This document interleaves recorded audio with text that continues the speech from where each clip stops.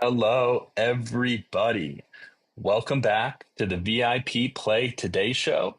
I'm your host, Jacob Schrader, and we'll be joined shortly by the one and only head of risk management at VIP Play Inc., Robert Kowalski, and the newest co host of our VIP Play Today show, Will Heflin. If you've been on the internet today already, you probably have. If you've been on Twitter, if you're following one of our partners, Tony Basilio, you already got to hear Will speak today. Tony was doing his Friday baseball segment at the one and only Calhoun's in Knoxville, and Will was on there. I was listening in while I could. I heard Will talk about the pitching staff at UT, but both of those fine individuals will be joining me here in just a second at about 4 p.m. Eastern, 3 p.m. CST specifically. And then today we have an awesome guest coming on the show. Robert will hit him with our 5 burning questions. His name is Ben McKee. He works at 247 Tennessee Sports. You can see more about him. He's tagged in this post. He's an awesome guy. He's a connection of Will's, and we look forward to talking more with him about Tennessee and everything that's going on in the world of sports. So before we get into the VIP Play Today show, we're going to talk a little bit about the launch of our VIP Play app, right? If you're new here, this Twitter account is named Zen Sports. Everything you may see on our page is about Zen Sports. But why is this named the VIP Play Today show? It's because we are incredibly excited about the launch of our new VIP Play app. This is a brand new sports book, totally redesigned from the ground up, with more than 200 leagues available for wagering, live betting, same game parlaying. It will even feature the VIP Players Club sweepstakes that you've come to know, love, and expect from us. We cannot wait to launch this app. You've been hearing me talk about it for a while. We are still working through final details related to the launch. But believe me, as soon as we know that tangible and true launch date, you will be seeing more communication from us about that app. If you are an existing Zen Sports customer, you have likely received an email or two this week regarding potential transferring of funds, as well as new onboarding bonuses into the VIP Play app. It's important that you fill out that form sooner rather than later, because as soon as the app is live, those offers will no longer be valid. So those are offers for you all, our existing amazing community at Zen Sports, to transfer over to the VIP Play app, regardless of whether you have funds in Zen Sports today or whether you do not. There's an offer which you receive via email. You can check your email and you will see a Google form within that email. And fill that out, because there's a few unique offers that you can choose from. And we are so excited for everybody to play on this new sports book. I think you all know you will have the amazing support, the VIP feel, the incredible kind of community and personal ability to reach out to our team. That will continue on VIP Play, but you will now have literally 1 million plus bet combinations you can make on a specific event. Right, Zen Sports does not have this capability, but VIP Play sure does. I'm testing it out every day with our operations team. I'm making the super fun parlay, same game parlay bet types. I'm testing out all the unique promotions we're going to be able to offer customers. There's a lot that's there. And then, everything that we are doing today will carry over. So the VIP Players Club sweepstakes, that will be just as it was on SenseForce. That will be automatic. Every wager you place on VIP Play will earn entries into the sweepstakes. If you joined our stream yesterday, you saw the grand prize and subsequent small prize drawings for the Big Bucket Club sweepstakes. I was texting the winner after they won to ask them, hey, do you want the cash prize or the bonus bet? And all they could say is OMG. They actually could not give me an answer until about 2 hours later. So I know everybody's incredibly excited about seeing the winners drawn, and it's just a great competition in general. But rest assured that on VIP Play, you'll have an endless amount of bet combinations and unique offerings and live betting to make. It's only going to multiply the fun of actually competing in the competition now that the choice is yours as to what you want to wager on. So, it's clear we're excited about VIP play. I hope you are as well. If you'd like to see potential information about VIP play, you can head to zensports.com/VIP play. That website has a link to the form where you can pre-register for the app. By doing so, you will earn a early welcome bonus. That's basically it's additional bonus bets on your actual welcome bonus on VIP play. And if you're interested in the sweepstakes, if you're interested in 200 plus sports leagues, go ahead and fill that out. Right. In addition, we'll be able to put up partner specials, which means, our guy, Tony Basilio, our guys at A to Z Nashville, Paul Kaharski, they'll be able to actually have their own self-created bets that you can bet along with them on. And you all can be in that together. Maybe we'll say, hey, everybody who bets into Tony's bet this week will get access to a special event he's running. But that's going to be pretty cool. It'll allow you to see what Tony likes, what Tony doesn't like. Same with some of our other partners, and actually bet into that market. And we got a really funny picture of Mr. Basilio himself. So those graphics are going to be cool too. We'll have profit boosts and the sweepstakes as well. So Robert and Will be joining me shortly. Last item I want to cover is the actual website. So very soon, and we'll make everybody aware on X here, we'll launch VIPplayapp.com. You can already go to zensports.com/VIPplay to see some details. But this website will have all information regarding our welcome bonus, our referral program, our ambassador program, some of the events we have upcoming, as well as the sweepstakes. So I know everyone's excited for that, and we're excited to talk to you all today about the Final Four, about these crazy new baseball bats, which I still wouldn't have been able to get a hit with, maybe on a fastball. I can hit fastballs, curveballs, not my thing, but it's pretty cool, actually. It's a pretty cool development. I feel like baseball is kind of a unique sport in this way. There's more that changes in baseball than other sports. And then we've got some new NFL rules, specifically in overtime. And Robert will help us break all that down. And then we've got Mr. Ben McKee coming on for the 5 burning questions. So Robert and Will, if you're ready, I think it's time to get into it. Okay, well, let's do it. Let's bring Will on. So we're waiting on Robert. Well, let's bring Will on while we're waiting on Robert. I'm seeing him on the agenda document. He's getting ready. He's probably getting amped up. Robert's got to finish his heavy metal song, and then he'll come on the show. But the one and only Will Heflin will join me.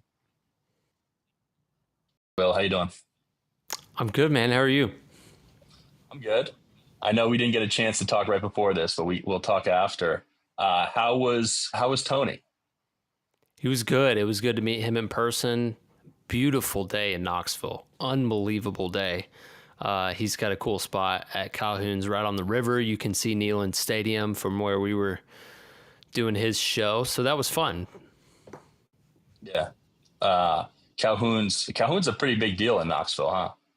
Yeah, it's a good spot. It's solid food, and you can't beat that location, especially that one on the river. There's a couple throughout Knoxville, but yeah, people have always liked Calhoun's. They got good stuff. Yeah. So I actually listened to part of it. I listened to it while I could. I heard you talking a little bit about the staff. What do you have some major takeaways from what you talked about with Tony that you want to reiterate here so everyone's in the loop? Yeah, we kind of dug into the Tennessee-Texas A&M baseball series that's coming up. Very interesting because Texas A&M was preseason number 1. They've struggled. Now Tennessee is the number 1 team in the country when they meet. It's a rematch of national championship last year. Just cool. Wow. And Tony and I were chopping it up about some of the coaching staff, and he was trying to get a peek behind the curtain, which I gave a little bit. And then we talked about kind of what you were just talking about, the launch and what to kind of look forward to there in terms of VIP play. That's awesome. So Tennessee is the number 1 ranked college baseball program. Yes, unanimously. Every poll. They are 27-2, I believe. Oh my gosh, they've already played 27 games. The season started like 3 weeks ago. Now it starts mid-February for college baseball. The series versus Hofstra, was that the first series or was that end of the season? That was first series. Oh wow. Well then time flies, I guess. Time's flying. You got your head down working on something. Yeah. All right. Who do you like on the staff for Tennessee? Like pitching staff or coaching Yeah, staff? pitching staff. Pitching staff. I mean, their Friday night starter, which is typically your number one guy in college baseball, is Liam Doyle. He's a lefty, throws mid to upper 90s, and has Jeez. unbelievable strikeout stuff. Like his fastball is graded. You know how TrackMan and all that stuff is so big now. The analytics on his fastball are really good. Long story short, people swing and miss a lot. Yeah. But probably my favorite is Dylan Loy, who's a little lefty from East Tennessee. Doesn't throw the hardest, but he carves people up, and he's one of the go-to guys out of the bullpen. And then Marcus Phillips is there Saturday. He's their number 2. And he is like a Kumar Rocker comp, if you remember that guy who pitched at Vanderbilt. Just a behemoth of a human, and easy gas, really hard sweeping slider. And last year they used him a little bit as a reliever, not a whole lot. But they always liked the upside. And then this year he's just exploded onto the scene. Arguably been their best pitcher. You could make a case for him or Doyle as the true number 1, but they've gone with Doyle on Friday and Phillips on Saturday, and that's been a pretty good tag team for them. 27-2 sounds like it. When you say a graded fastball, what does that mean? I mean graded as like a scouting grade, I guess. Okay. But also just looking at all the TrackMan stats, like your spin rate, your induced vertical break, which just means the carry on it, the ride. Like every ball is dropping at some point due to gravity, right? But the guys that have, you can't literally throw a rise ball, right? But it seems like it's rising, and they call that induced vertical break. So if you grade out really high on that, then that's what. So the induced vertical break, that's got to be directly related to the spin rate. Not as much as I thought. Like that's a fair thought to have, but no, and I don't know why. Mm-hmm. But high spin rate typically would also have a high induced vertical break. Think about your Justin Verlanders of the world, your Scooballs, your just think about guys who throw four seams that just seem to hitters swing under them all the time. Like those are the type of guys we're talking about. Yeah. High spin rate is it has to be good. It just seems kind of like an odd stat. To me, a high spin rate would tell me the ball's moving straight. But I guess, you're probably looking at the actual axis of the rotation too. I mean, that's got to be important, right? Can you get the ball to tail? High spin rate, plus a weird grip is going to give you a lot of movement. But a high spin rate, if your arm slot or your grip doesn't give you any natural movement, it's not even a good thing. So those stats can be, I mean, it's just interesting. The baseball pitching has so much stats now, but I heard you say on the Tony Basilio show, it's about getting outs, right? Some pitchers, they get a lot of strikeouts. Some people know where to find the bat and induce a ground ball. And, those type of pitchers, you got pitchers and you got throwers. And I think the TrackMan stats are a little bit about throwers. Yes. I think there's a happy combination of the two that makes a lot of sense for being a pitcher nowadays. Yeah. Interesting. Well, we've got Robert here. We're going to bring him in and we're going to move into our first segment of the Loaded Final Four. Robert, how you doing? Sounds great. Yeah. I'm glad to be back. Obviously we've got quite a loaded Final Four, if I can say, no way to really chop it up. I mean, it's all number one seeds, and that's a rarity. So rare, it's only the second time, Jacob, it's happened in history. Crazy. I saw it and I was thinking that's got to be rare.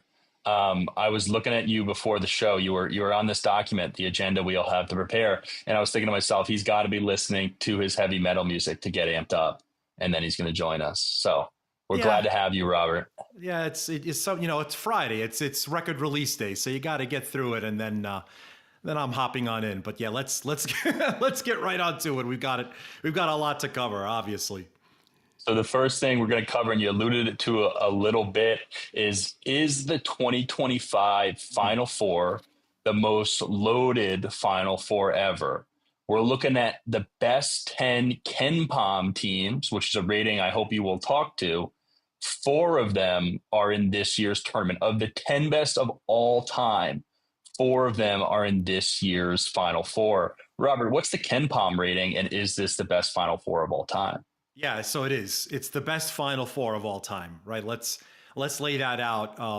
For someone that started off in elementary school as a piss poor mathematician, I sure had to pick up quite a bit over the years. So Ken Pomeroy, kenpalm.com is his website, is about my age.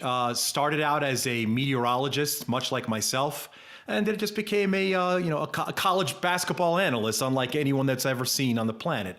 He takes metrics based on efficiency, offensive and defensive, mixes it all together to give you a net number.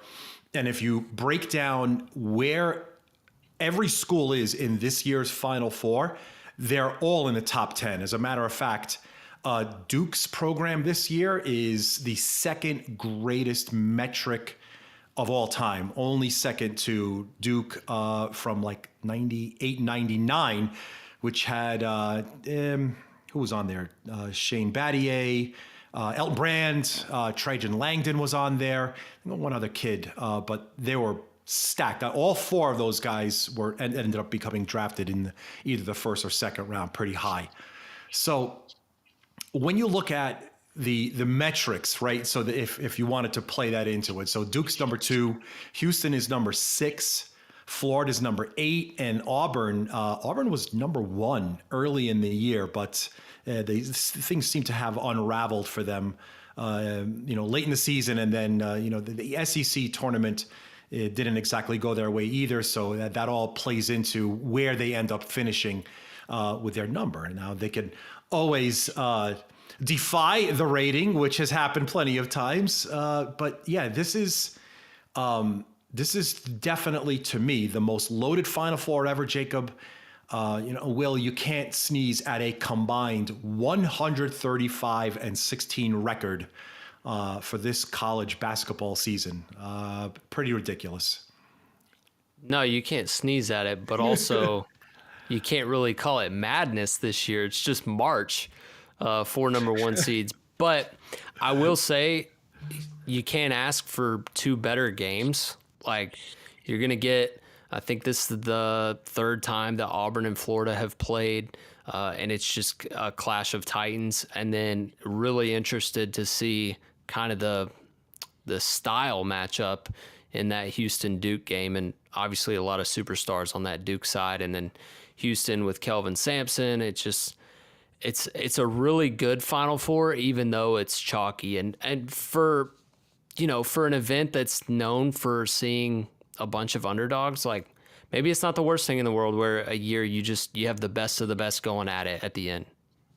So we're defining this Final Four as the best based on a metric to talk about. And I think this is a season-long metric, right, Robert? Yes, it is. So, as a consumer, because, we're not playing in these games, is this the best Final Four ever, or would we have preferred to see a 14 seed make it there?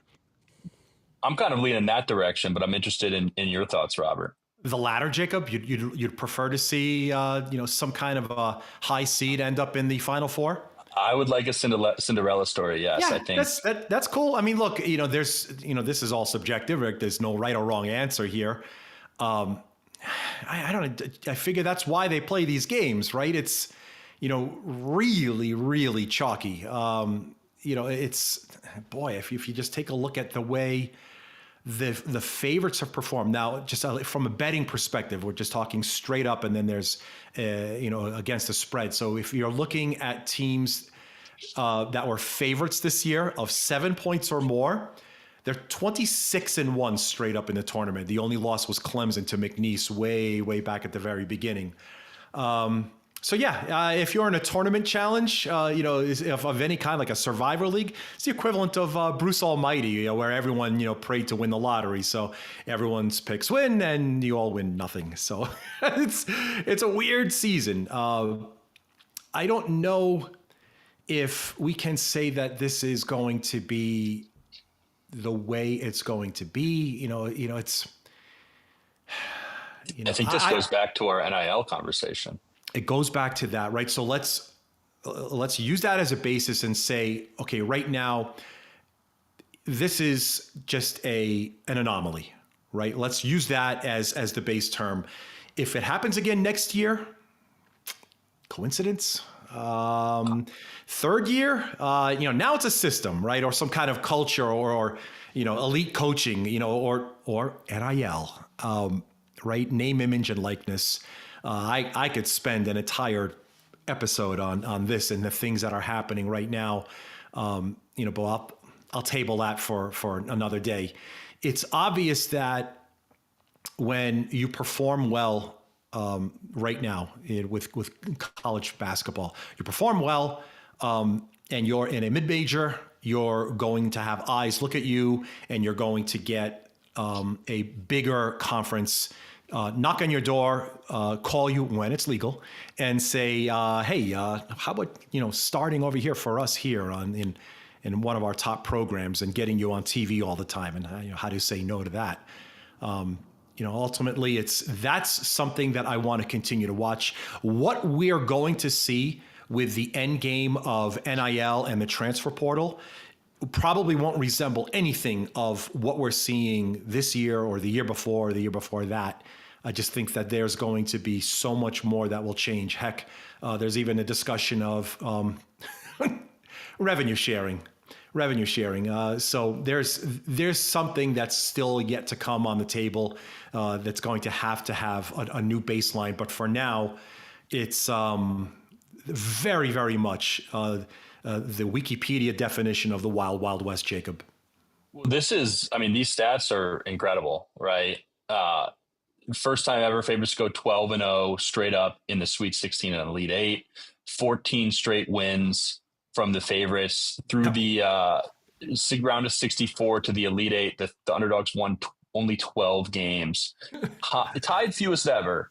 But, do we feel like, NIL has been around for a few years. Do we feel like now the NIL system and the effect it has on the distribution of college programs, is this the first year where we're really seeing how NIL impacts the distribution of teams? Or can we say, hey, this is an anomaly? This is, just an odd year. I don't think it's an odd year. I think it's the basis year of what's to come. Yeah. There's still, I think I just saw a kid on RJ Store from Kansas. I think he just entered the transfer portal for he's going to play for an 8th school next year in 8 years. Okay. So look, there's no more, forget about, what about the high school kids? Wait a second. I just realized that. Yeah. Is anyone even going to be recruiting high school anymore? Or is this just, let's find the best available, sophomore or freshman even, and just work that angle? What about overseas? It's an interesting point, actually, because first of all, the high school kids can get paid now, right? I saw something from Alabama where recruits were charging Alabama to go on visits, right? Which is so backwards from how it used to be. But we've got a college athlete here on the show. So, Will, what's your opinion of NIL? Baseball, you probably know a little bit better than basketball, but are you a fan? I don't know if it was there when you were playing, unfortunately, but it went into effect the literal week after I was done with college athletics. So our season ended, NIL went live. So bad timing by me. Thanks, Mom. I just played. But, I really am for it at the core. Is it perfect? No. Do I like it better than the way that it was before? Yes.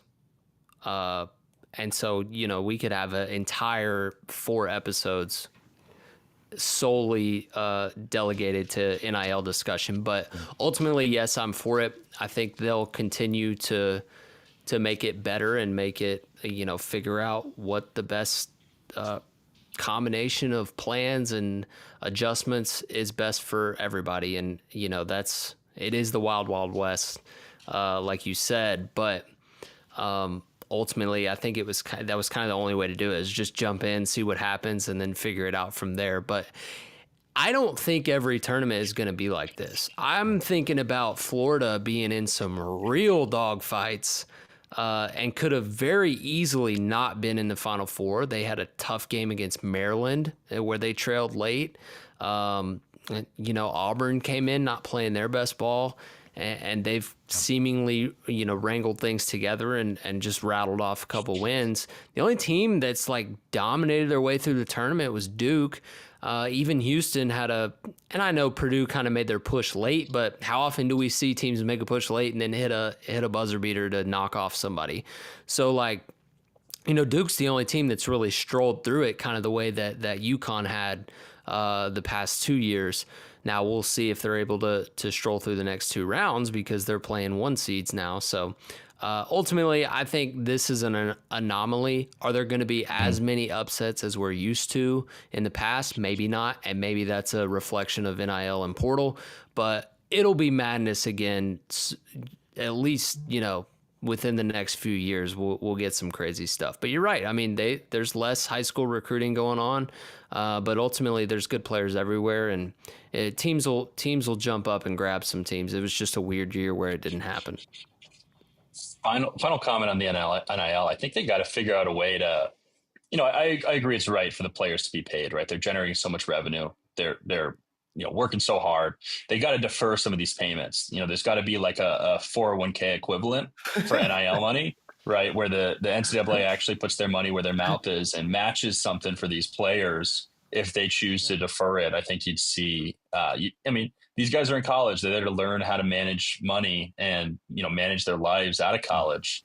I think that would be beneficial for the NIL system and these large sums of money that are being raised and distributed. So that's NIL. That's the favorites dominating March Madness. Robert, you've got another stat here for us that's quite interesting.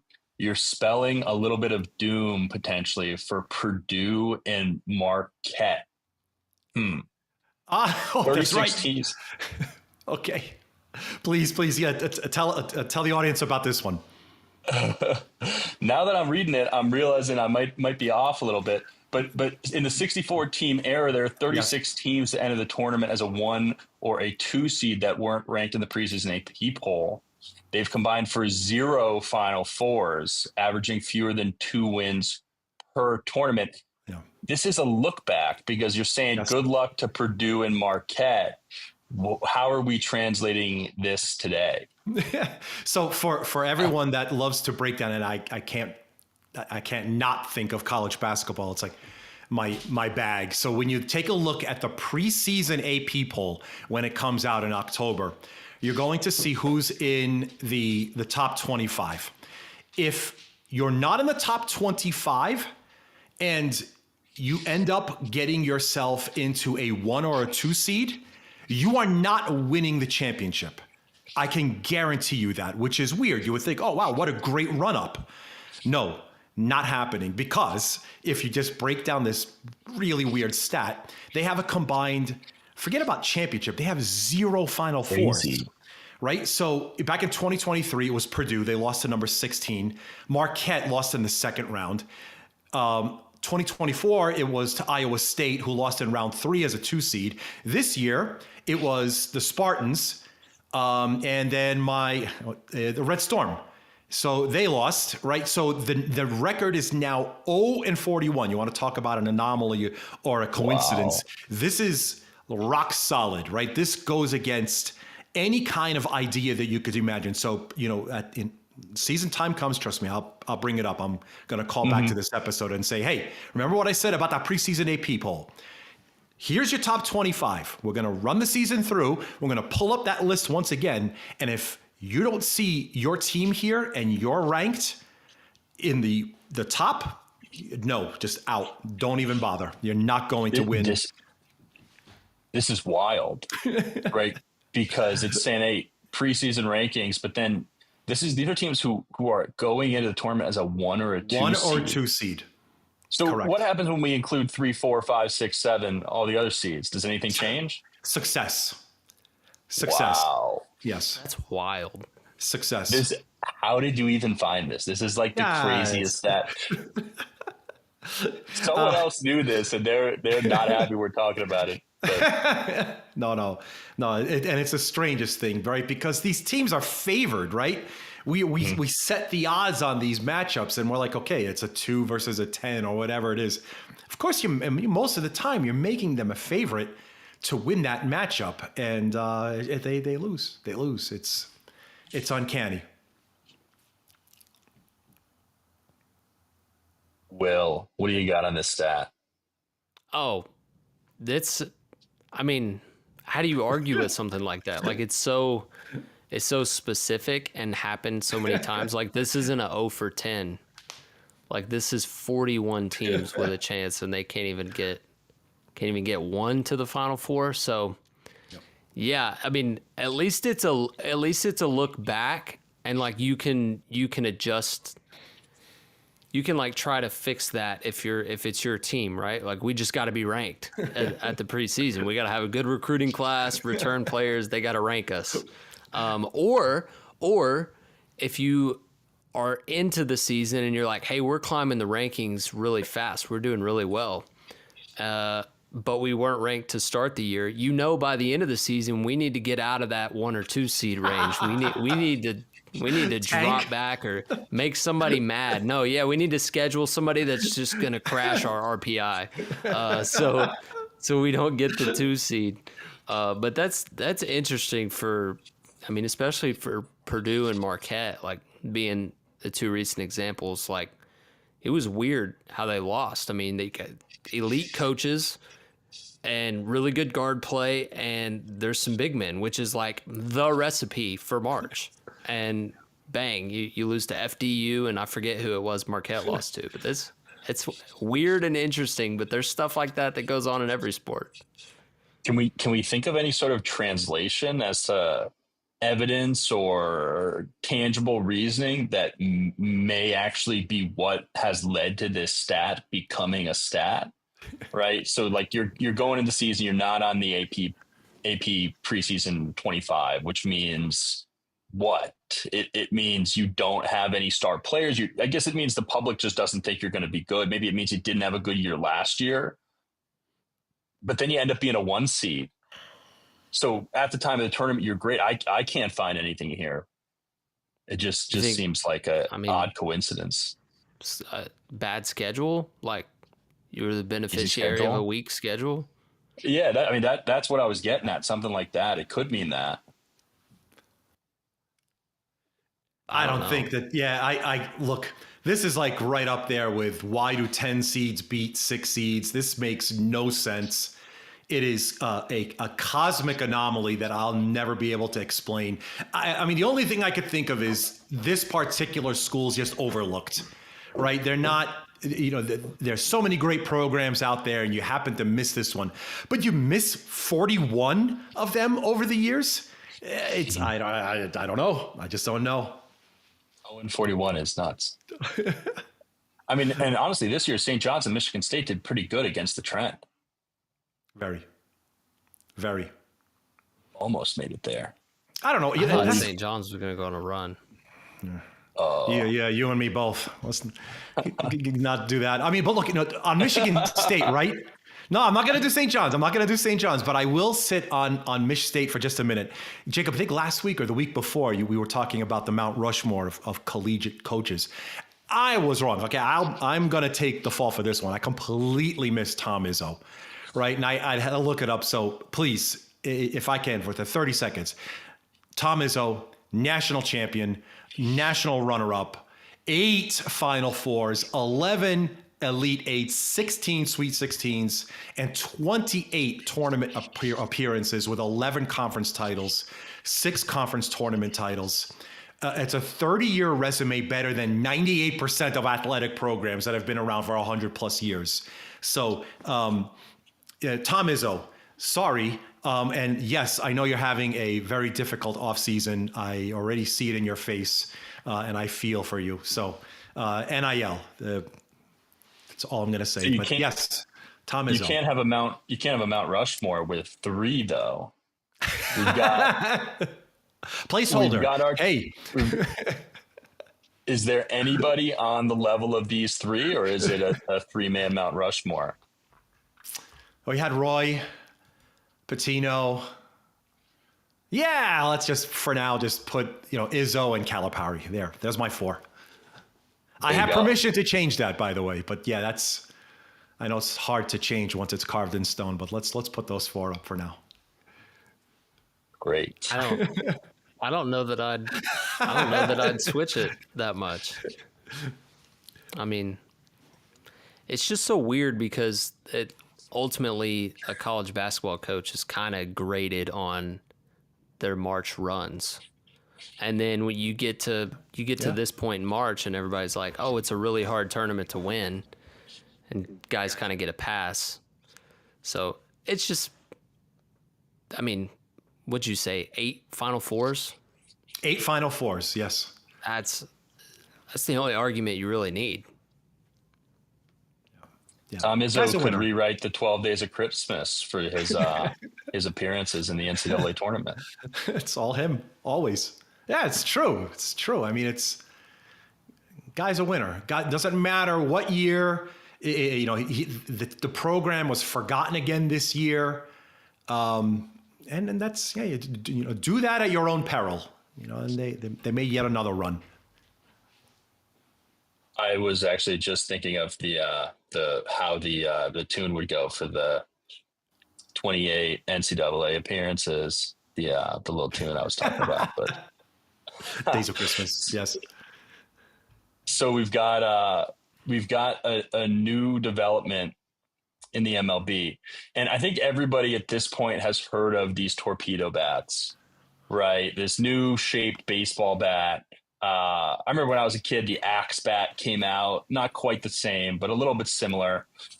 I think we know high level what this means. I got to ask, when you all saw media coverage about the torpedo bats, was it entirely focused on the Yankees, or is that just because I'm in New York, right? I know the Yankees made some waves. I think more of their players were using them. But is this story a Yankees-focused story, and then has become more clear that, hey, more teams are using this as well, or is that just me due to local media? No, you're right. It was a whole Yankees deal.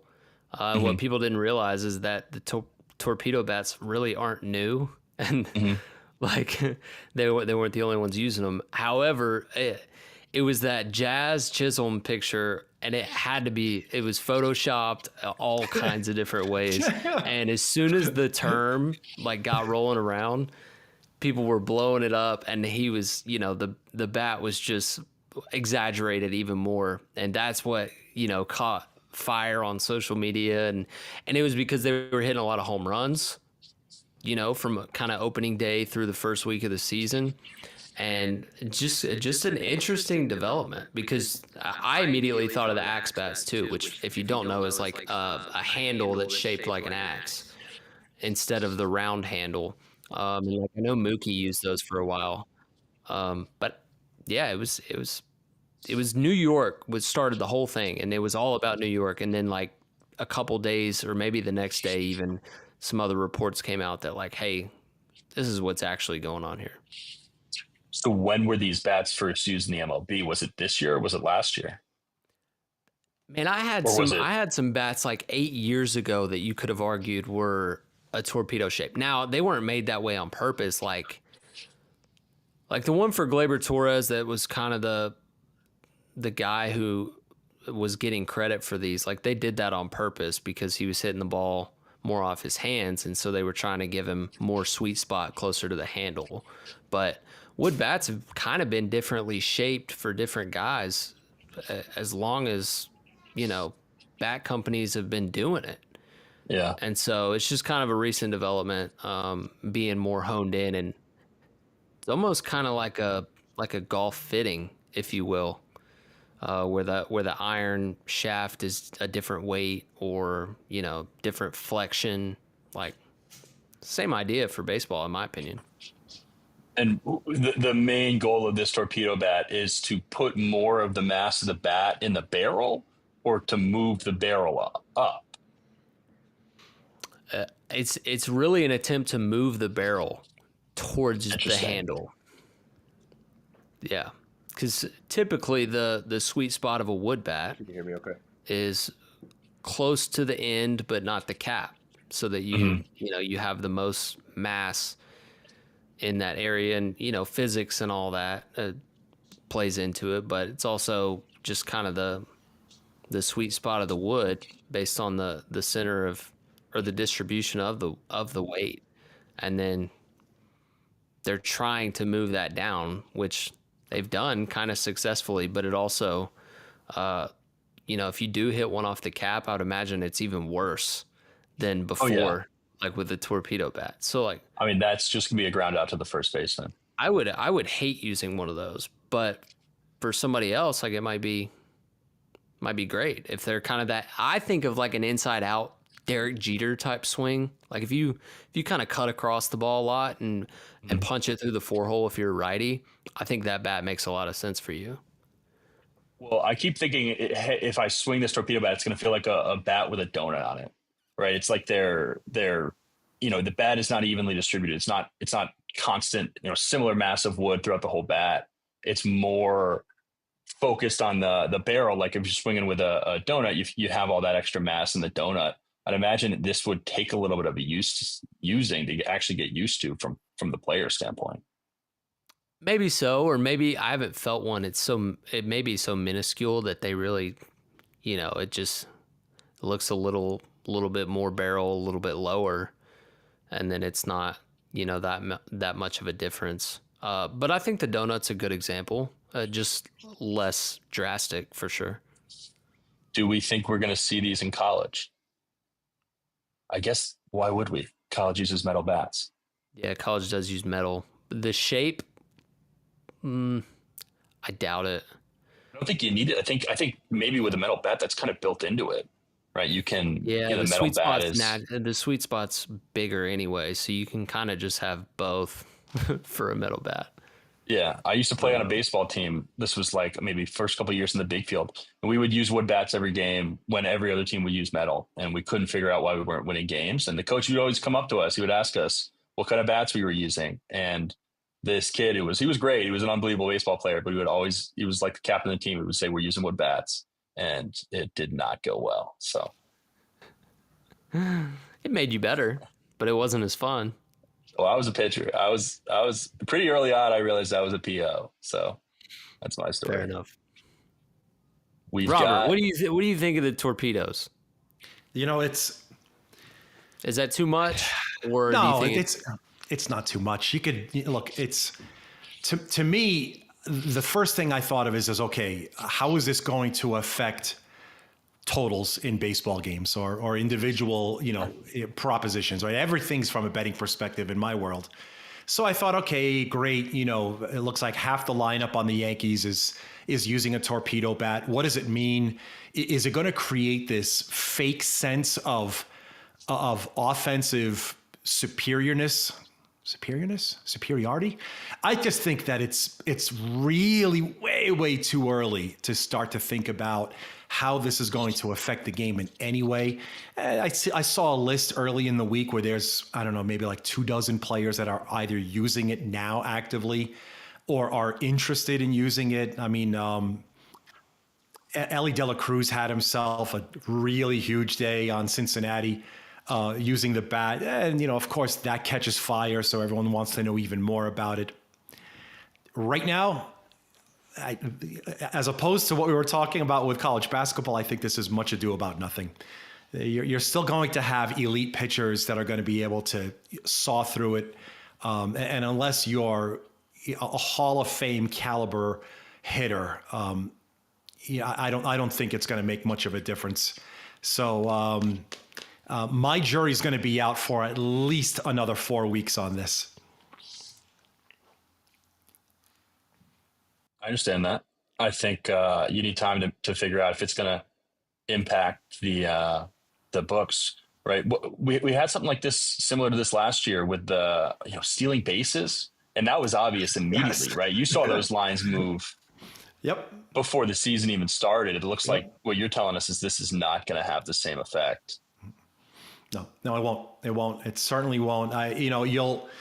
You'll think that you'll have an advantage, and so maybe from like a player prop perspective, you'll want to zero in on, some of the propositions involving hitters, but if you're facing, a top tier pitcher, it doesn't matter if you're holding, a torpedo bat or something that's interstellar, it's not going to make a difference. Very good. I feel that, man. It didn't matter what I was holding when I was at the plate, but that's not for today. We've got our special guest for today, Mr. Ben McKee, ready to join the show. I'm seeing that Ben is a Yankees fan, so we'll get his opinion on the torpedo bats. Ben covers the Vols for 247 Sports and their Vols specific 247 Go Vols. Ben, when you're ready, we'd love for you to join us. And how you doing, Ben? I'm doing great. How are y'all?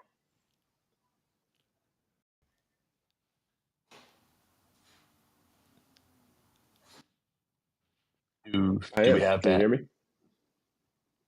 We don't have audio for Ben. Must be his first time on a microphone. I think I got Ben. You got Ben? Can you hear me? Some of us have Ben. Will, how do you know Ben? So I know Ben because along with his coverage of the Vols, he does the Go Vols 247 Diamond Vols podcast. He does some other podcasts. So Ben was already covering Tennessee when I was there, and just got to know him through that, and then have jumped on his podcast since I was done playing. And for some reason, he lets me keep going back on there. But he does a great job. He's an absolute superstar in the Tennessee realm. And he does some stuff with our friend Josh Ward and Jason Swain. Like, he's well in that network, and just does a phenomenal job. That's awesome. So I can't figure it out. Ben, can you hear us? I can. Can you hear me? Oh, we definitely have some sort of delay with Ben. We'll get Ben figured out. Yeah. We're working on getting Ben figured out. While we're working to get Ben's situation figured out, Robert, do we want to move quickly to the NFL rule change on overtime? Yeah, absolutely. Yeah, let's do it. Obviously the season's here for the owners and officials to talk about all the things that they want to do to make the game better. Several things have come up, but the things that have been pushed all the way through. I see what I just did there. And we're not going to talk about tush push.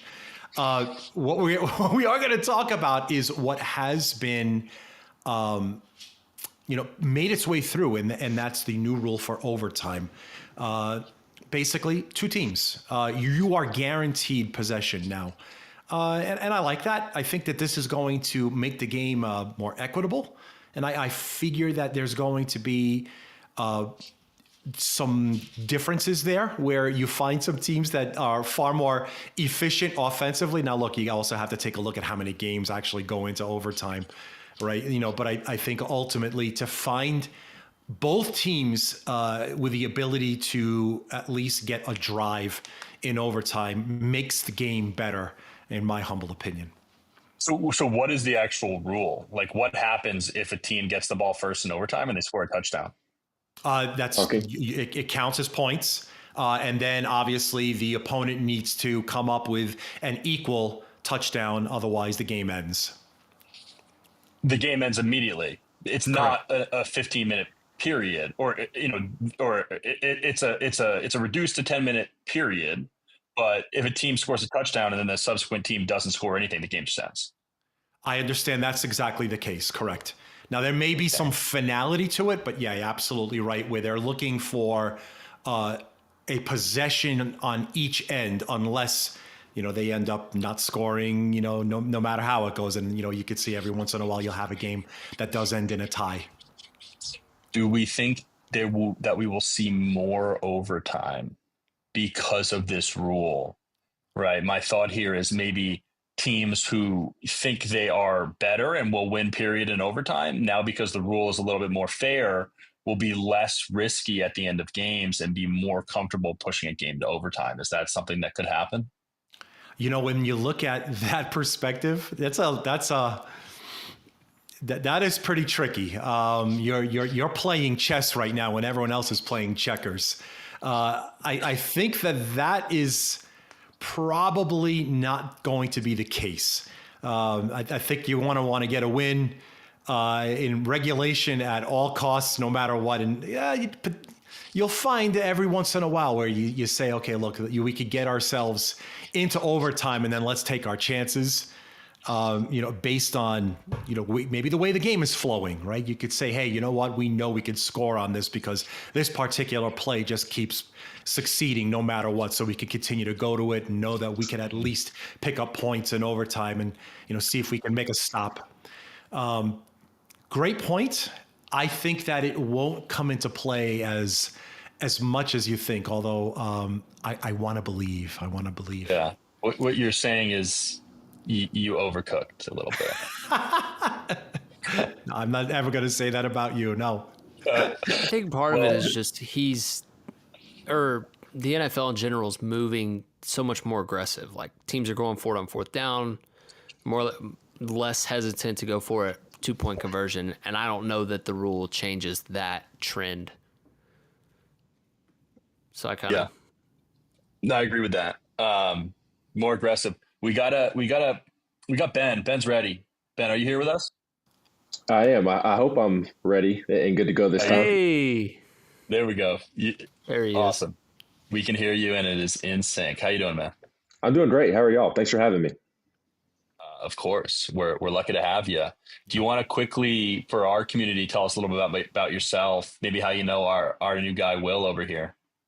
Yeah, I had the great pleasure of covering Will when he was playing baseball at Tennessee, and I was transitioning from a student journalist. I went to UT and was transitioning from a student journalist to trying to pave my way, I guess, fresh out of college. And I've made my way to 24/7 Sports and now directly cover everything Tennessee, football, basketball, baseball, all things Vols for 24/7 Sports. And we have our website, Go Vols 24/7, which is part of the 24/7 Sports Network. So Tennessee football, Tennessee basketball, Tennessee baseball. That's keeping me busy these days, especially with the transfer portal and NIL era. So I got to know Will, thankfully, through Tennessee baseball and covering him, watching him win quite a few games at Tennessee, and now we've become friends. And he knows Tennessee baseball as well as anybody, and I'm thrilled to be doing a podcast with him talking about Tennessee baseball.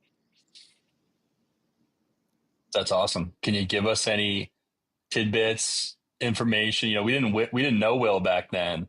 What was Will like? How many years ago was it? 4 years ago, when Will was out there trotting out there. I saw an interview, no beard, no nothing. What was covering Will like when he was an athlete? I didn't get to know him as much as I do now, but he was kind of the same guy, just quiet and reserved, but.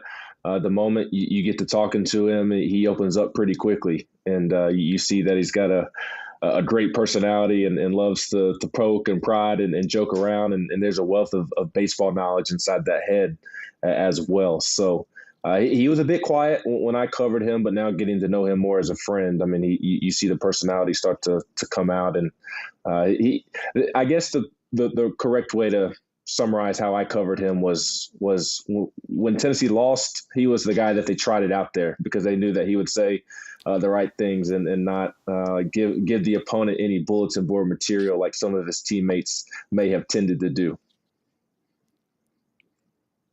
That's kind of sounds like an incredible testament to your character, Will, huh? Yeah, you're the best guy for the loss. I don't know if that's a But what compliment he's or no, what? it's Like, definitely a compliment. What he's saying is you knew how to withhold yourself, withhold your emotions, and put forth a public display of confidence and not doubt for yourself, your organization, your fellow teammates. yeah, I think they just knew that Ben would probably throw some haymaker questions, and they didn't want any of the who got in trouble recently for blasting a student reporter. It was the LSU women's coach, just like went off on the student reporter, and they knew that I would probably give the good PC answer or something like that, like just kind of get through it without ruffling any feathers further, and then move on. So I guess I've always been able to at least filter myself somewhat, when talking into a mic. But like Ben said, if you get me rolling, I'll open up a little bit. I think that's an interesting point. This women's coach from LSU calling out this individual. What did she say? She said, "Have you ever played in the Sweet 16? How many national championships have you won?" Ben, I'm wondering, as a member of the media, how much of talk to us a little bit about that line, right? When you're trying to get something meaty and interesting and draw out a little bit of emotion, but you obviously also care about the player. How difficult is that to manage, and what is your experience been with players who can't handle specific comments from you? Yeah, it's a fine line to walk and deal with, especially when you have a relationship with that person, with whether it's a healthy relationship, whether it's a relationship that kind of barely exists and only exists because you cover the team and they're on the team, and you're always looking. I never go into it thinking, oh, I want to bait this person into giving me something juicy. I try to stick to what I think the fans and consumers want to hear. I try to stick to what I think the storylines are. I ask the questions that pertain to those storylines, and sometimes they're questions you don't want to ask. Last weekend, Tennessee basketball season comes to an end to Houston, and you're in a locker room right after the game is over with a bunch of young men crying because their careers are over, or it's the last time they're going to play with their best friend or their mentor, the team captain. So it can kind of it puts things into perspective and makes you not want to do your job, but you still have a job to do, and that's to ask fair and honest questions, and that's just I try to keep it to fair and honest questions because I know that I'm doing my job the right way, and if an athlete or a coach gets upset with me because I am asking a fair or honest question, then I would like to think that has more to do with them than me. I have a job to do, and I'm going to do it fair, and I'm going to do it above the belt. And if a coach or a player wants to go below the belt, that reflects them, not me. And I think that's exactly what Kim Mulkey is showing there in that moment is and I don't even know what the exact question was, but I'd like to think that it was a fair and honest question. And if it was, and Kim Mulkey being the adult in the room and being well experienced, if she didn't handle it all that well, then that reflects who she is as a person and not necessarily the student reporter. So I try to be sensitive. I try to be fair. We do have a job to do, but that doesn't give me the right to just say whatever I want, whenever I want, to whoever I want. So I just try to be fair and remember that there's somebody behind that facade more than just the athlete. There's a human in there as well. I think sometimes it's just the absolute stress the interviewee is on an interview. I mean, the coach or the player, right? You may ask them a question and you're in a fine mindset and they hear it as, oh my God, this guy's attacking me. I didn't do my job today and I have to attack back. And I think that's just something that it's always going to exist in these interviews. And sometimes it boils over. And, as a reporter, you hope they take it the right way and you hope they understand that you're doing your job, they're doing their job. And that's how it works. Yeah, it can be frustrating at times because it seems at times coaches and players can forget that. And I think what really hurts and makes it not uncomfortable, but can make it more difficult for the press who have to ask questions is social media, and how Oh, yeah. that can really negatively impact and on that front, I think it's more about about the players than it is the coaches, because the players, especially I'm dealing with college athletes who are on social media all the time, and they see what's being said about them in a tweet or an Instagram post, and they have this narrative built up in their mind that this group of people feels about them a certain type of way, positive or negative. And I come in, or a reporter comes in and asks a question about a hot topic or a storyline that's ongoing. And because they've got this built up frustration from what they've seen on social media, then all of a sudden they're taking it out on me or somebody else. So I think social media plays a really big role in that as well, in a negative manner. It can also help in a positive light as well. I think it can help build a connection between players and a fan base. But social media, as we all know, it can be so toxic. And I think a lot of times when you see players lash out, at least in my experience dealing with college athletes, when they lash out, it's typically after there's been some pent up frustration of what they've seen on social media about people saying about them. And unfortunately, you were the first person to ask them about it, or you were the first person to encounter them.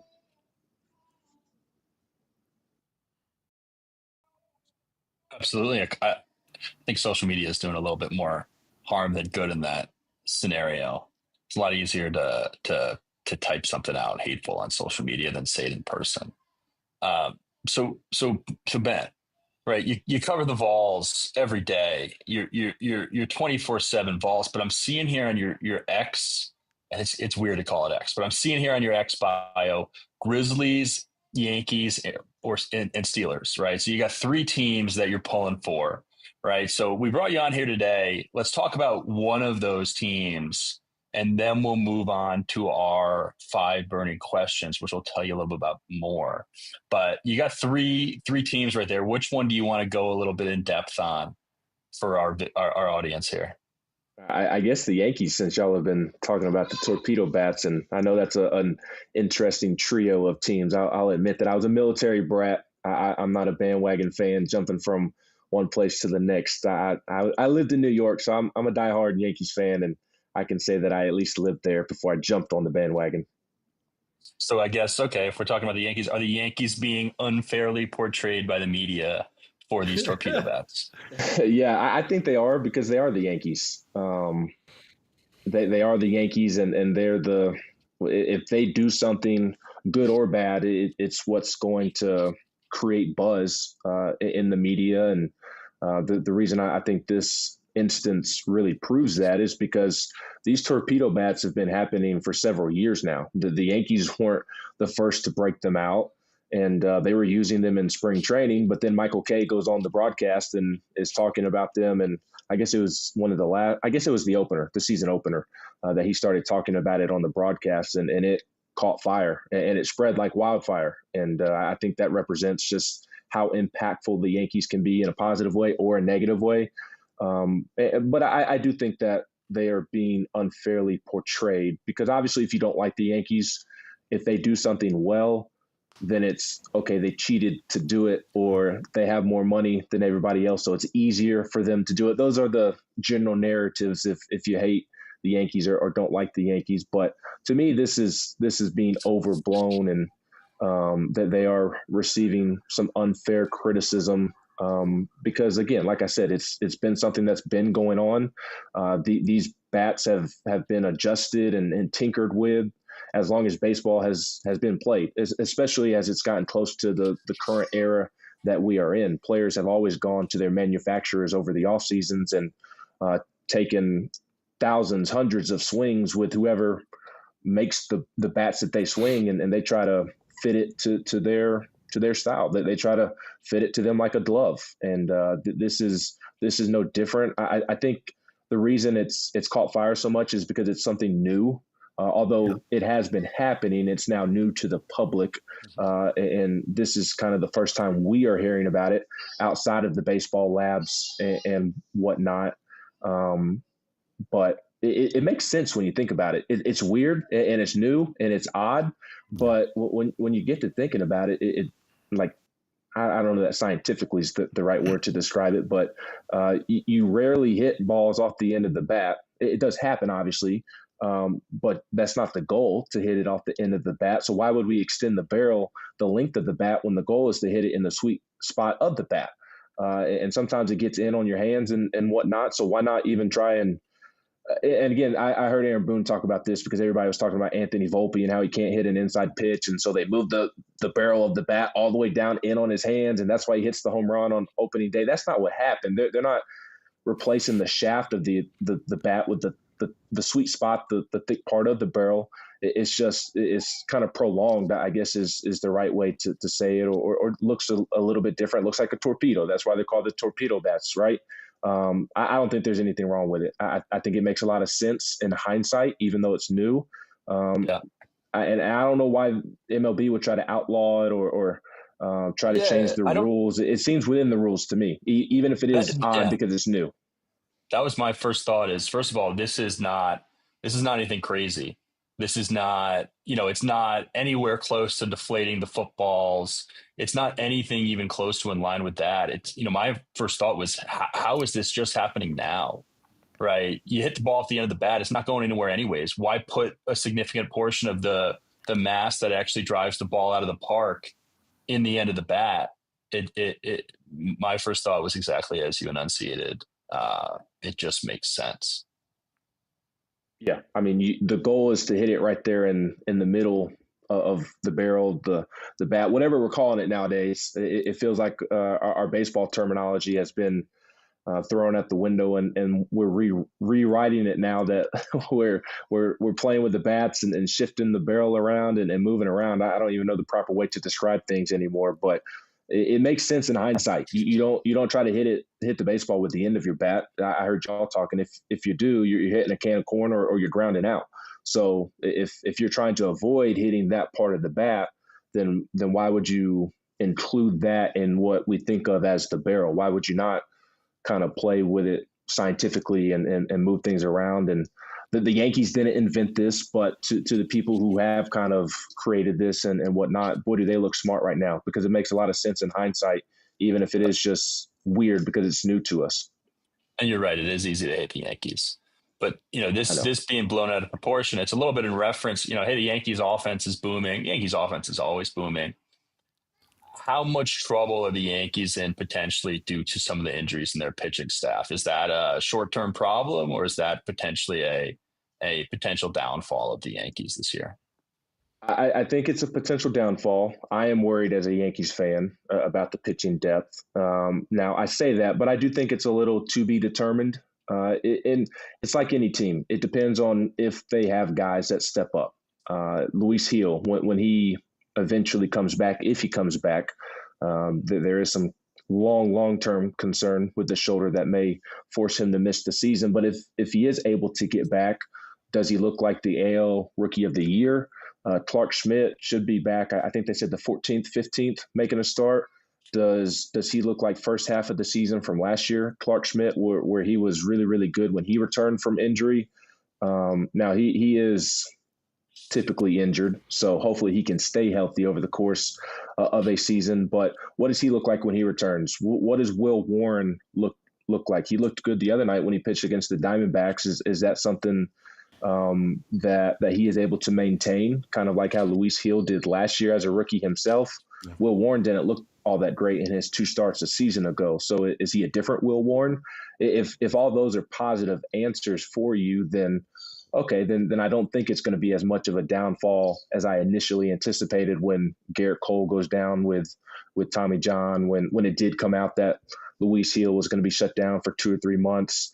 They need those guys to step up. And if those guys, along with Carlos Carrasco, who had a phenomenal spring training, if that is what the Yankees are going to get throughout the regular season, and if they get the Max Fried version that stayed healthy in Atlanta and was one of the best pitchers in baseball, and Carlos Rodon seems to really have settled into playing in the Bronx, if like those are the versions that the Yankees are getting, then I think they'll be fine, because that's more pitching than a lot of teams have. But there's just a lot of question marks, and if those question marks aren't the answers the Yankees need, then I do think it's the starting pitching that will will doom them and prevent them. I think they'll make the playoffs. They have too much talent not to, but in terms of getting back to the World Series or even winning it, I guess we'll stick with getting to the World Series, because winning it over the Dodgers seems like that would take a miracle to happen at this point. But in order to at least get back to the World Series, they're going to need a lot of those pitching question marks to end up being positives for them. If not, it'll certainly be their downfall. Well, that take certainly makes a lot of sense, coming from a fan who knows quite a bit about the sport and coverage in general. But we've got a certified bookmaker on this show. Robert, are we seeing anything on the betting markets that may support what Ben is telling us? Yeah, there is actually. And when you break down, the AL and NL, and obviously, the divisions, you take a look at what they did last season, how they added or subtracted from their roster, whether or not you want to consider this, a regional sport at this point. It's funny, Jacob, you mentioned, it's easy to hate on the Yankees. And I just keep, like, the second you said that, I'm like, yeah, evil empire. I remember this is exactly what they were called. I'm like, I don't know, like, why they got that name, but that's just simply the way they're seen. It's just, if Garrett Cole goes out, no problem. Just, pick up another ace, just go buy somebody or trade for somebody.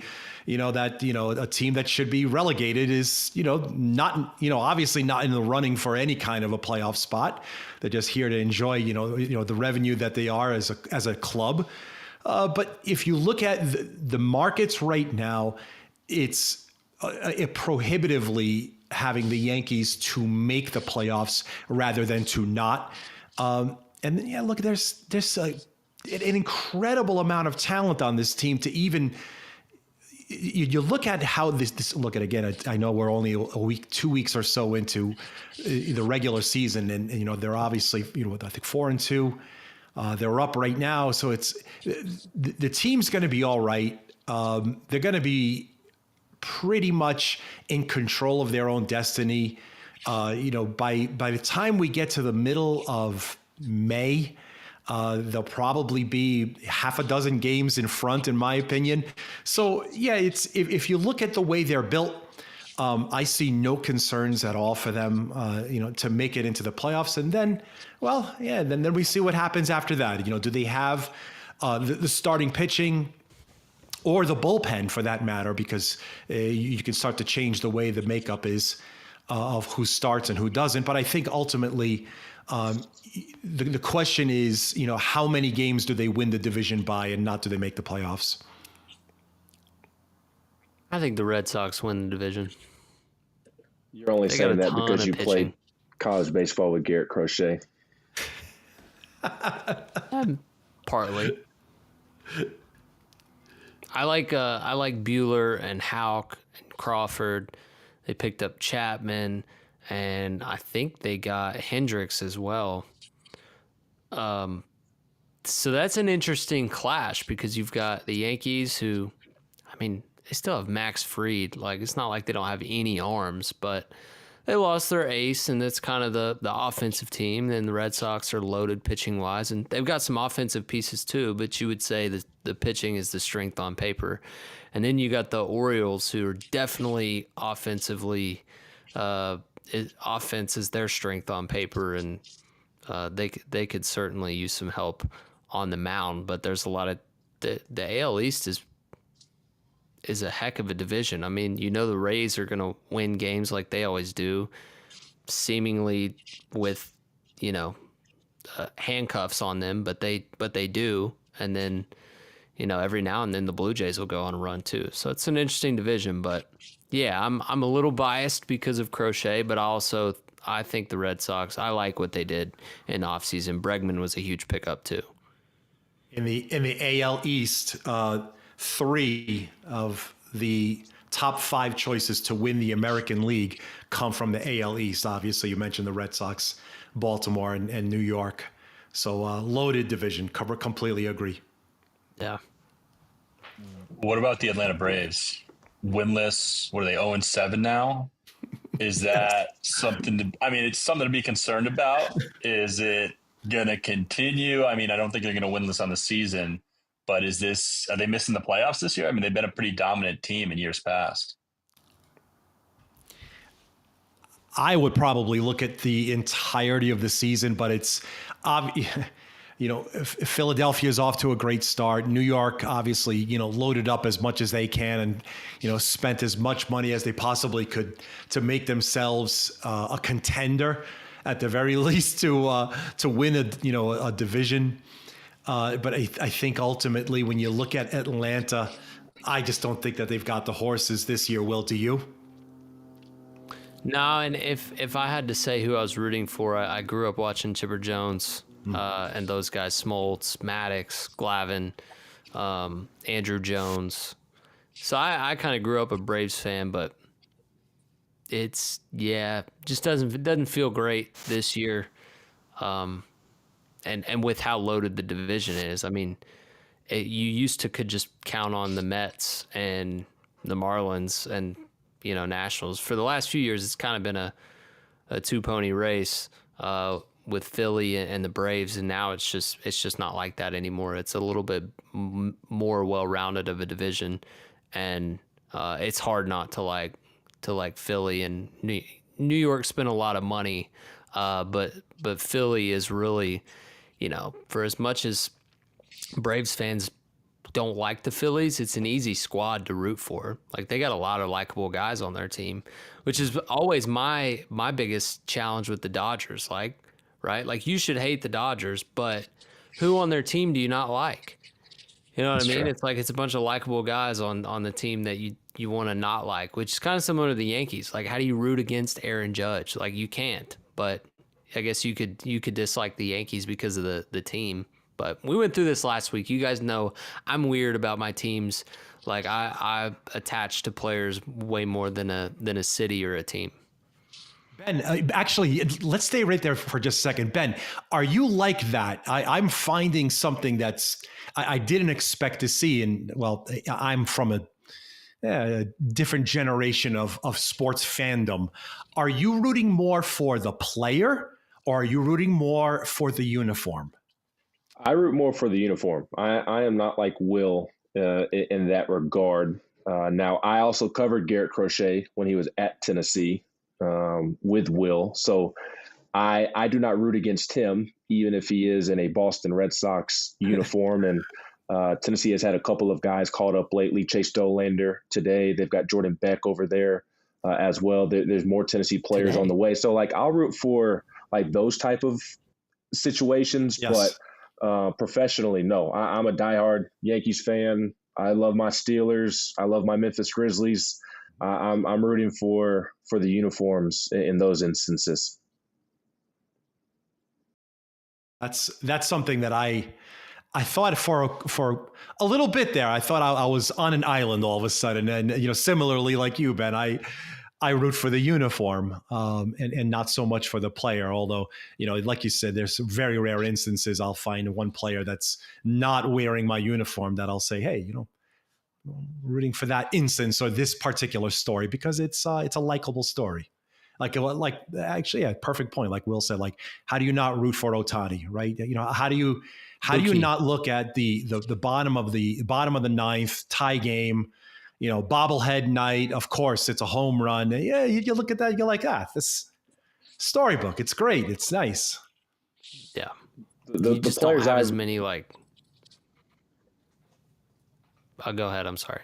Yeah. I'm sorry. I was just going to say I root against the players that find themselves in trouble. The Deshaun Watsons and Marcelo Zunas and those type of guys. Sure. Yep. How can you not? I got to say, when you picked your team, I was hoping you're going to pick the Steelers because I want to hear your take on, do you want Aaron Rodgers? Because it sounds like he's going there. I've heard, it sounds like the Steelers are kind of saying, well, if you're playing hard to get, we don't even want you. Aaron Rodgers hasn't looked like the guy who, when I was first watching football, it was like automatic, right? If Aaron Rodgers played the Bears, it was 35-0 at halftime, and that was it. What's your thoughts? I want to hear your thoughts on Aaron Rodgers, and I want to see what you think about the new wide receiver signing in DK. I love DK. He is a freak of an athlete. I'm super pumped about that. And it's funny that you asked the question in the manner that you did, because they are kind of connected at the hip, where the Steelers traded for DK on one night, and then the next day, I believe it was the next day, Justin Fields signed with the Jets, and Sam Darnold signed with the Seahawks, and those were who I wanted as the quarterback. I wanted Justin Fields or I wanted Sam Darnold, because obviously the Steelers aren't going to draft high enough to go get Cam Ward or Shador or somebody like that. I think we're going to be more in the Jackson Dart to Jalen Milroe range, which I'd be fine if we took Jackson Dart late in the first round. Jalen Milroe, I could talk myself into it if it's not a first round pick or even a second round pick. Maybe if we snagged him in the third or fourth, I would be happy with that. I don't know if he'll drop that far. But you had DK, you traded for him, thrilled about it. You signed him to the 5-year mega extension. He's one of the most exciting receivers in the league. I loved watching Antonio Brown when he was one of the most exciting receivers in the league. So there were some fond memories that came back to me on that night. But then the next day, Justin Fields signs elsewhere. Sam Darnold signs elsewhere. And it's like, okay, we have this wonderful toy. It's like you get the Christmas present on Christmas morning that you've been asking for a decade, but your parents say, no, you can't play with it. You just you have to sit there and you can unwrap it, but then you have to go set it in the corner and just look at it, and you don't get to do anything with it. Who's going to throw in the football? It's not Mason Rudolph. And no, I do not want Aaron Rodgers. I think he's washed. I would be surprised if he was productive at this point. I do think, although I don't want him, I think he's the best option of what's still left on the free agent market. But I still don't want him. I'm not looking forward to that. I just don't think it's going to end well with that type of personality, with the personality of George Pickens, of DK Metcalf. That just doesn't seem like a happy ending to me. I hope it works out. I mean, obviously I don't have a choice, but I think he's trending in the wrong direction. And I think what really makes it frustrating is in the process, I'm going to have to listen to all the stupid storylines that are going to come with him. I don't care one way or the other where you stand on this topic or that topic. I just want you to go play winning football. He's not going to just go play winning football. And I don't even know if the football that he's going to play is going to be good or bad. It's probably going to be worse than it is better. So if you couldn't tell, I am anti-Aaron Rodgers, but I don't think I have a choice at this point. I don't think you have a choice either. There's nobody else to go get? Joe Flacco, maybe? What do you think? Could be better? I'd love Joe Flacco as a backup quarterback, but we got Mason Rudolph, and I'd rather hope that a miracle happens with Aaron Rodgers. I'd rather take my chances there and hope Aaron Rodgers proves me wrong. I mean, Robert, is this all but confirmed he's going to Pittsburgh? Actually, at this point, if it's not him, it's probably got to be some TV, media deal or something that he's going to end up doing. I mean, he the way his markets are going right now, I wouldn't be surprised in any possible way that he ends up not playing versus actually starting in week 1 right now. So I don't know. Maybe I know Ben's pretty passionate about this answer right now, but he might be looking at Mason Rudolph and Dorian Thompson as QB1 and QB2 for the season. You might have to think about that as a reality. It's okay. It's okay, Ben. I'm a Giants fan. It's okay. It's a safe room right now. I'm just going to go ahead and start scouting quarterbacks for next year. Maybe we take Jackson Dart late in the first round, and he ends up being this year's Bo Nix. Maybe I get lucky. That's what you got to do, Ben. We've been talking about this for weeks, months. If you don't have a quarterback, just keep drafting one in the first round until you get it right. But I haven't had to deal with this. I had Ben Roethlisberger growing up. That's one of the reasons I became a Steelers fan. As a kid, I thought, the quarterback's name is Ben, and they had this running back. His nickname's the Bus. That's pretty cool. Let me be a fan of them. Sure.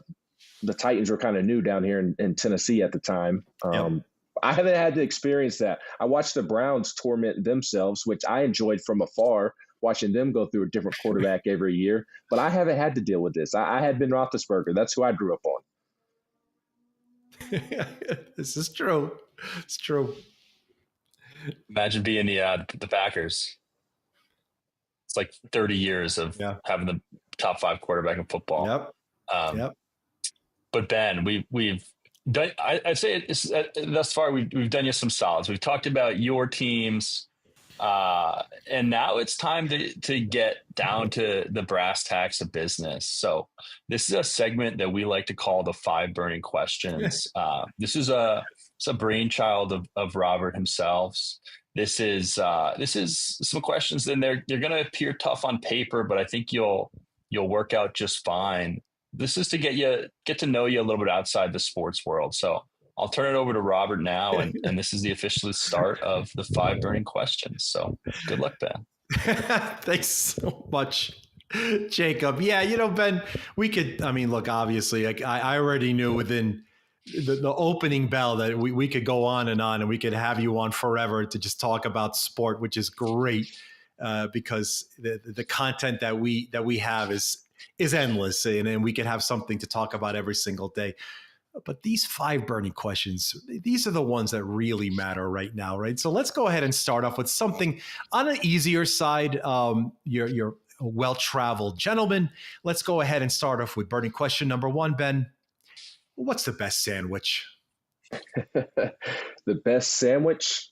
Peanut butter and jelly is the first one that came to mind. I live off peanut butter jelly these days as a new father of 2 under 3. I find myself making a bunch for them and also making one for myself. I'm pretty basic in the sandwich world. I love me a nice cold turkey sandwich with some spicy mustard on it and a bag of chips to go with it. But two kids under 3, both boys. I've been a big fan of grilled cheeses and PB&Js the last couple of years. But I also don't know. I guess grilled cheese isn't a sandwich. Neither is a hot dog. So I'll stay very basic and say a PB&J. We can. You see, this is exactly what I mean, Jacob. We could even stay on best sandwich as an entire episode with Ben. Okay, great. So this actually dovetails very well with 2 young ones in the homestead. Let's go ahead with burning question number 2, Ben. What's the one thing that you own that you really should throw out? Oh, I'm glad my mom's not answering for me. I'm sure she would have a bunch. My wife too. I probably have way too many like old clothes from playing sports. Like growing up I played baseball growing up. That was my favorite sport. I probably have too many old like travel ball baseball jerseys that I just sweat in an insanely amount over the course of the summer and got dirty, and my mom had to wash 1,000 times. It probably not necessarily the jersey, but I have too many old baseball hats that I wore when I played that are just nasty, that just don't even look the same from when I got them at the beginning of the summer, and I just sweat through them all summer long, and now they're barely still standing. That's probably what I would need to get rid of is those old, crusty, dirty baseball hats that I used to play in. not and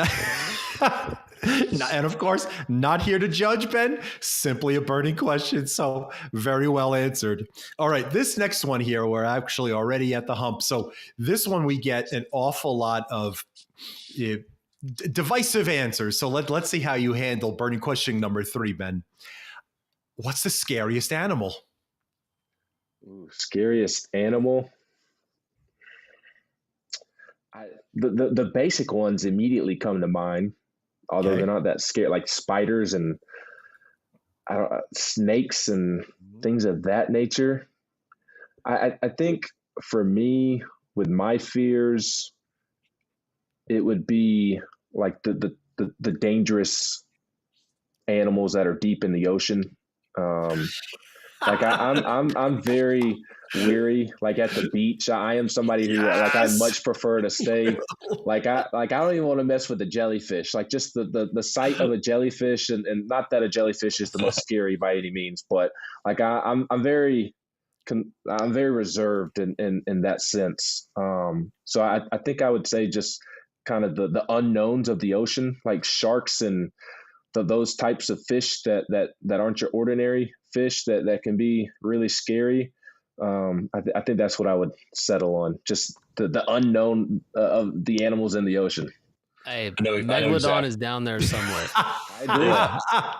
It's like every year we find a new fish that lives so far deep below the ocean floor. It's in the part of the ocean where there's literally no light. Yes. So they go thousands of feet down and they take a picture of this fish, and this fish is so alien looking every time. It's like every few years they find a new fish deep down there, and I think that's what you're referencing here, Ben.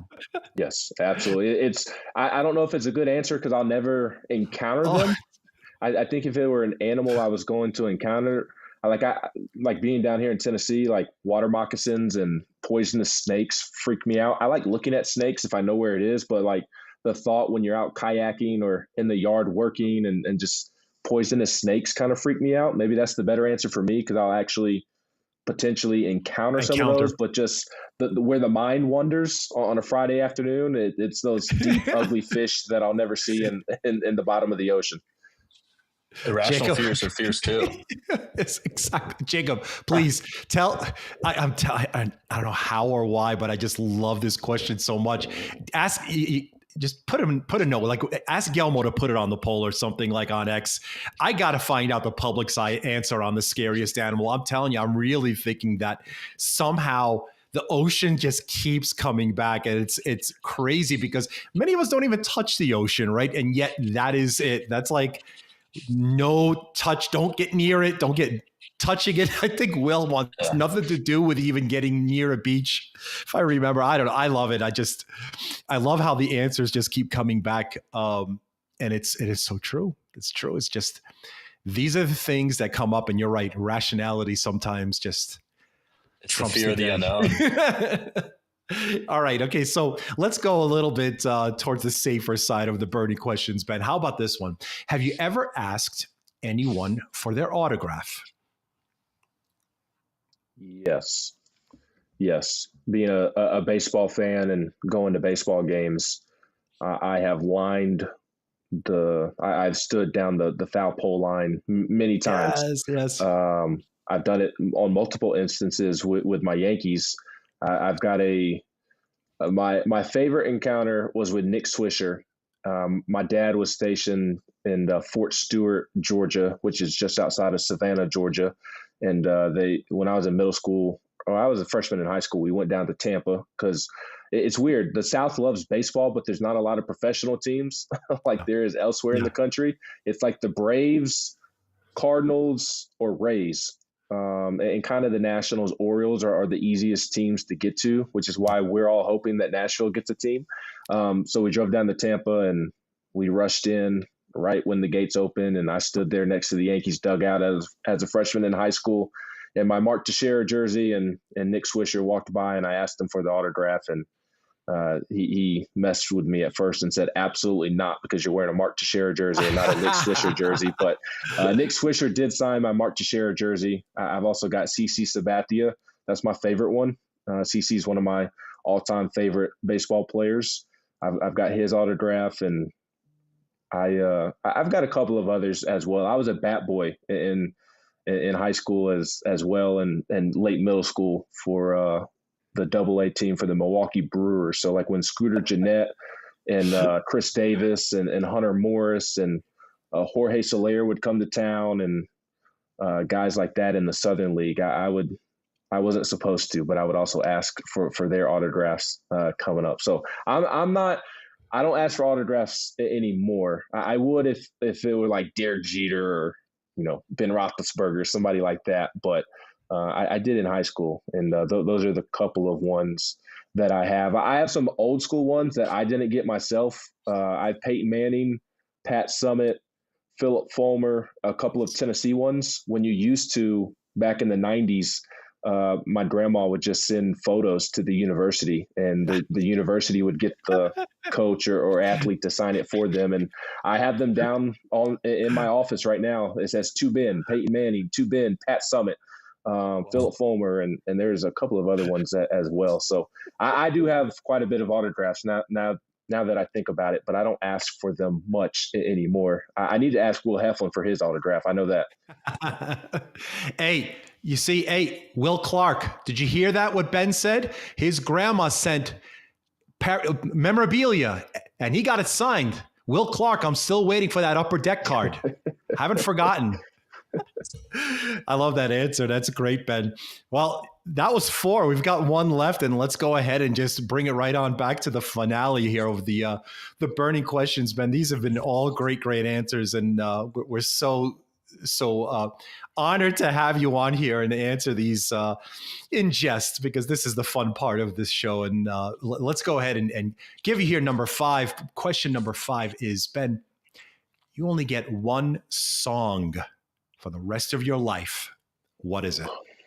1, Ben. You can't throw out 30 songs. Pick one of those. Pick one. Not an album. 1 song.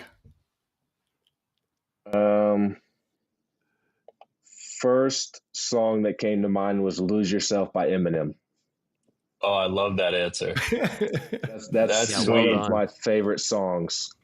Is "Lose Yourself" by Eminem. I'm actually surprised. Yeah. I thought that would be the worst one that you would answer. Why? And you crushed that.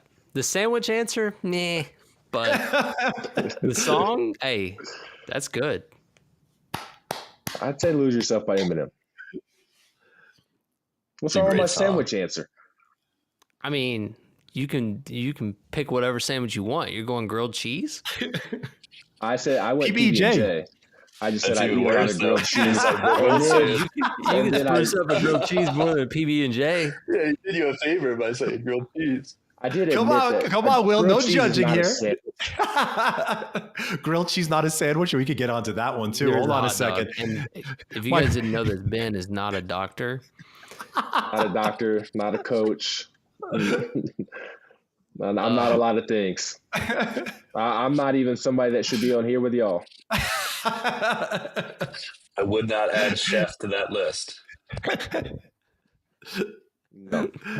I also don't go out of my way to eat a lot of sandwiches. I kind of skip lunch. I'm kind of a breakfast and then dinner guy. I do enjoy some of I like tuna sandwiches. That's actually probably my better answer. Tuna sandwich or better. Chicken salad. I love chicken salad. That's my final answer. I'm circling back to that's my final answer. All right. We had 4 burning questions today and 1 freezing question. 1 chilled chicken salad question today. I love chicken salad. I don't even, is that a sandwich? You put it on croissant. I think of sandwiches, I think of regular bread. You can put chicken salad on regular bread, toast it. I'm glad that you approve. Our esteemed producer gave me a guide, and it's more than a guide to me right now. It is canon, and I accept this answer. Yes, it is a sandwich. Fair enough. He would know better than me. I would think a grilled cheese is a sandwich, but I could be persuaded. More than hot dog for sure. More than hot dog is not a sandwich. That one I feel confident in saying. It is a hot dog is not a sandwich. What about a hamburger? Not a sandwich. A hamburger is a hamburger. Taco. Oh. Taco. A taco's a taco. So hamburger is a hamburger. Okay. I'm on board with that. I think those two are such Goliaths that they get their own category. Yes. It's a different it's type almost of food, like too. A square is still a rectangle, right? So just because you're a burger doesn't mean you're not a sandwich. So I would classify a hamburger as a sandwich, but maybe that's disrespectful. It's the sandwich gods are going to come after me like the sun is now coming after me. It's edible items in between 2 slices of some kind of floured item. How about that? I'll take it. Awesome, Ben. Awesome. And you did great with the 5 burning questions. It was a lot of fun having you on here today. We learned a little bit about the Yankees. We learned that you definitely do not want Aaron Rodgers, although you're kind of realizing that you don't get Aaron Rodgers, it's going to be a pretty tough season. We look forward to speaking more with you. We'll follow up with you on the item you need to throw out, because we hear back from a lot of people and they don't ever throw it out. It's like, you need to, and it's somehow these items, they're sentimental, but Ben, we wish you a great weekend. We wish the best for the Vols and your coverage of them. And thanks for joining the show today. Yeah, absolutely. Thanks for having me. Hope you all have a great weekend. Thanks so much, Ben. See you, Ben. Interesting. Such a good dude. Is it a sandwich debate? It's endless. That's like a question that will never be answered. That's like the meme version of the chicken and the egg. I am going to say anything between two slices of bread, you get a sandwich. But then you threw the flour in there, and what if someone has cornbread, a bread made out of corn? Then technically they're breaking your definition. Okay, well then anything made of flour-based accoutrement. There we go. How about that? So now you're just being more vague. So, Jacob, you get 10 times better of this than I do. But when you go get a bacon, egg, and cheese on a bagel, is that a sandwich? Yeah. Yes. It's also like $12 now, but yes. Yeah. Okay. What about if tax? What if you go out west and you go to a place that serves burgers, and inside you've got a patty, but it's surrounded by 2 slices of lettuce? Oh man! Sandwich or burger? No shot. Or nothing? It's not even in the scope of what I was considering. That's just a That's keto a freak meal. show item. The keto meal. It's not anything. I have had one of those. In-N-Out does that with the onions. They put onions as the bun. Oh, what is that called? There's a term for Flying Dutchman. Dutchman, yeah. That is yet another TikTok meme item I have watched my girlfriend eat. This is fun. Yeah. I think we had a lot of fun today. It's been actually a very long stream. I did not realize it. It's been more than an hour and a half. We were talking a little bit about the new NFL rule. I think we covered all of that. Last item we'll talk super quickly is the NFL changing their methodology on first downs from the chains to camera based. I have been waiting for this for so long. Dude, the guy who trots out the chains, like that is just, it's so antiquated for how, like, think about what tennis has been using a camera since literally the entire time I've ever watched tennis. They've used a camera, and the NFL is still trotting out a dude with chains. I mean, that's just the most broken way to measure the placement of a ball. So I think we can all agree this is a solid change for the NFL. Jacob, I couldn't even celebrate this because you're still having this chain crew remaining on the sidelines in like some kind of secondary capacity. Like just get rid of it. Forget about it. Come on. The chains also, those signs. I mean, how many players have been injured from those signs too? Right? How many chain guys are just standing there waiting to get run over by a 400, maybe not 400, 250-pound running back? Yeah, sure. I mean, those things hurt. I remember those. I mean, all right. Well, this is the VIP Play Today show. We're here and we're incredibly excited about the new VIP Play app. We've got this show going every Friday. And Robert, who are we going to have the pleasure of speaking with and grilling on these 5 burning questions next week? Next week, we're going to have the pleasure of having James Falco of BCLC up in Canada joining us. He's been a friend of mine for forever. We grew up in elementary school back in Queens, moved to Canada about, it's got to be 25 years ago now. Mathematical genius. Best way for me to, I know he's probably going to see this and he's going to be like, he's really humble, but the guy's super, super sharp. And he's using his talents now to better. That's everything in the world of gaming, forget about, just from a sports betting perspective, but from, gaming in general. So yeah, he'll be on next week with us. Can't wait to burn him. He has no idea what's coming with that. That's for sure. We are going to talk a little bit about sport. He is my de facto F1 expert, actually. So we could talk a little Formula One with him. He loves baseball. And a little known fact, he actually is one of the very first beta testers of Wizards of the Coast Magic the Gathering game back when it was still a physical card game. So I'm going to even touch on that as well. That is a very rare fact. That's a nugget. That is not what I was expecting you to say, not even in the scope of what I was expecting to say. But that should be fun. So another member of the sports, and I think you mentioned iCasino, the industry, we're all in, maybe a little bit of a numbers guy. So it should be a good conversation to hear what he has to say. That will be next Friday at 3 p.m. CST. This show's always on Fridays at 3 p.m. CST. And to tie it all together, remember VIP Play, the new app, it's coming soon. If you want to learn more, if you want to sign up for an early welcome bonus, you can do so at zensports.com/VIP Play. We'll have 200 plus leagues. We'll have the VIP Players Club sweepstakes. You'll earn entries on every bet, same game parlay, teaser, free bet, everything. And we'll see you next week. We hope you have a healthy weekend, watch some sports, have some fun. And for us, I think that's it for today. So thank you and bye-bye.